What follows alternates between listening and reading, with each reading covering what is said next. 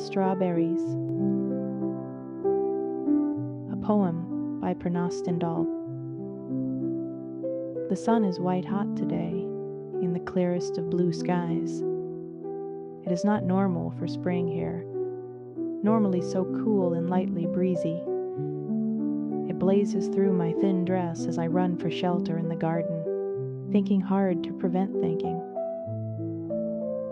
My bare feet feel the soft grass, the rounded pebbles, the heat of the square paving stones. I danced to reach the shadows of the narrow, leafy, woodsy trail, and the long walk under the trees to our special walled garden. Go for a walk, Genevieve, in your garden, my mother had said, asking for quiet, which is the way she has us live, every moment so still in our home that each sound has an echo that rings through me like a shiver.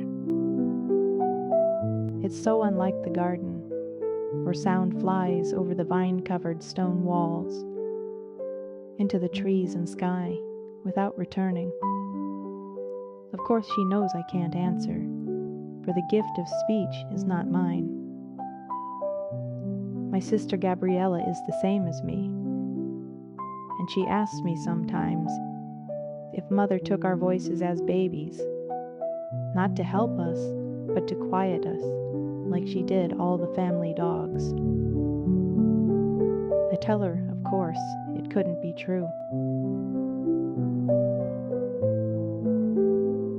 Not speaking has its advantages, for it is much easier to lie, I know.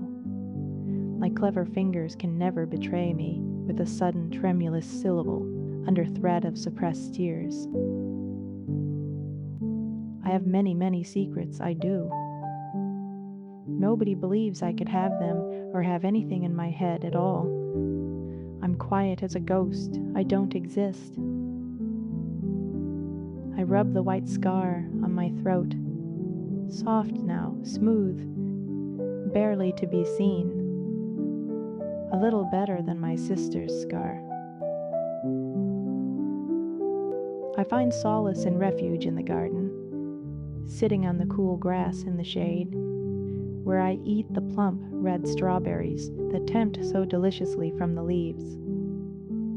The little birds watch and sing brightly and hop merrily among the branches.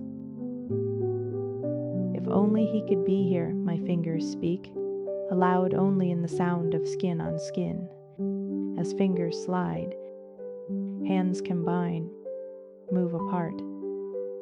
The words they speak in the air, though, need eyes to see, a mind to interpret. The birds watch me, but don't understand.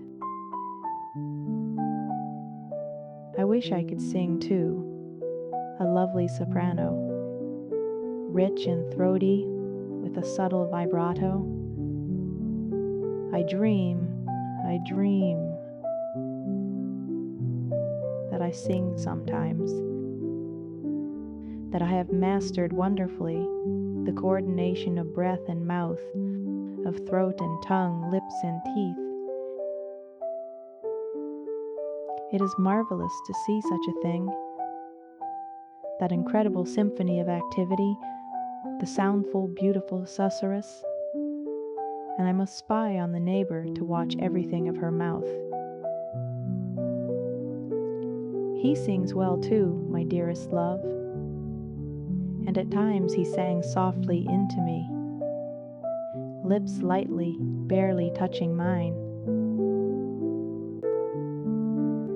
It was here, right here in my garden. I could feel his lips closing and opening, and his strong and nimble tongue touch delicately his shining teeth. I felt like I was singing an opera then. Will I see Elio again? I asked the birds, my delicate hands and fingers flying.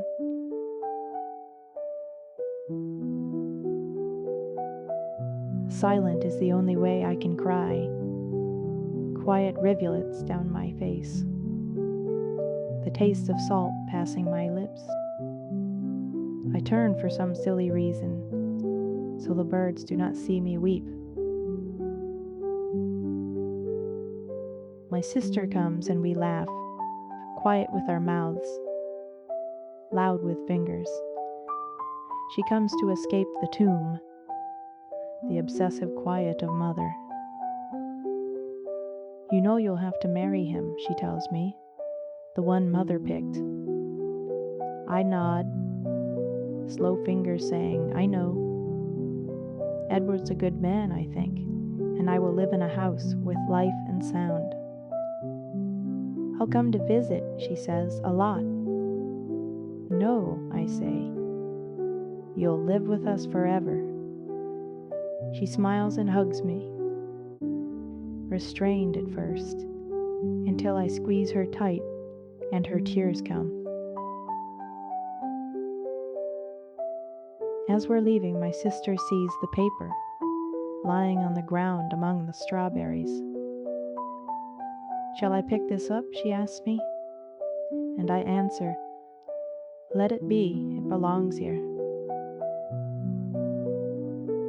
I can forget him, I know, it's not too hard. It's a note he left for me in my lovely garden. I didn't read it, only held it in my arms, leaving it stained with tears and strawberries.